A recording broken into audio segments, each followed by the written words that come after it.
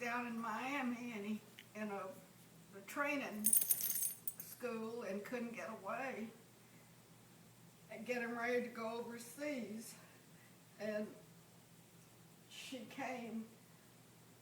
Fred came up to the hospital to see me, and they brought Priscilla in, and he wouldn't touch her. We went like that, wouldn't touch her. And I said, hold her. The sister, it was the St. Vincent's Hospital, and the sister said, yeah, hold her. Oh, no.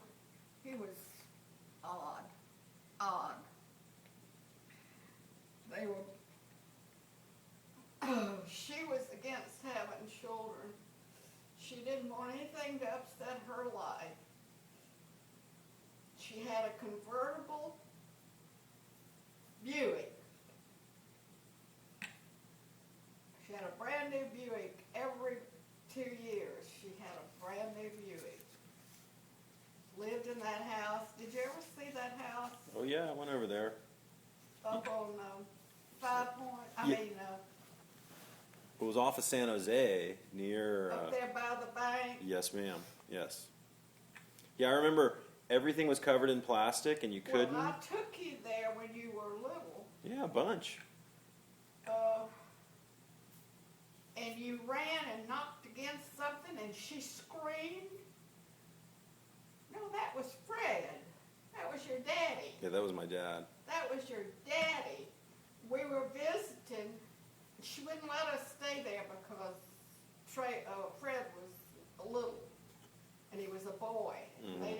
She didn't like boys. She accepted Priscilla, but she never accepted Fred. And so we had to stay with my parents, and they had a full house because my sister had come home with 3 little boys. It was awful. 3 little boys. My daddy got killed in the service, and there's nothing Mother and Daddy could do but take them in. And I think one of them's up there, I'm not sure. George. No, George was Prissy's, what? Yeah. I don't know what happened to those boys. But I know that Genevieve didn't live long because she smoked one cigarette after another. She'd light one after another, and so would Dolores. So both of them. Genevieve was 7 years younger than me, and Lori was 4 years younger. And they both died from smoking. I mean, they were addicted to those cigarettes. Genevieve's fingers, almost her whole hand was nicotine. Really? Like yellowed? Wow. Smoked those cigarettes. And back then, cigarettes didn't have filters, huh? Huh? There were no filters on cigarettes back then. It was just tobacco, right? Oh. Well, that's what killed both of them. It killed both of them. Cigarettes did. I remember Uncle Freddie's house. Everything was covered in plastic and you couldn't touch anything. And it smelled really weird. And then I remember when she was dying of cancer, we went and saw her a couple times at the home with Howard. And that was really, it was on chemo and she had no hair anymore. And that, her closest friend, Shirley is her name, closest friend for 25 years, Mm-hmm. brought that woman and said, this is a good catch. That's what the woman told me. That Fred was a good catch.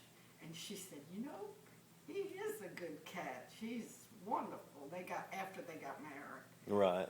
And she took all of that furniture that she wanted. Mm-hmm. And that Corvette. And took it out in the country. Yeah, we moved it to Middleburg. You went out there, didn't you? I went out there. And I went to their wedding. And I went to his funeral. terrible thing. That friend did it. Friend did it. And Marion always wanted Chris and Fred to have that house. Really? They didn't get it. Weird. I remember that little room you were talking about. It had an A-frame, the little mother-in-law's place upstairs.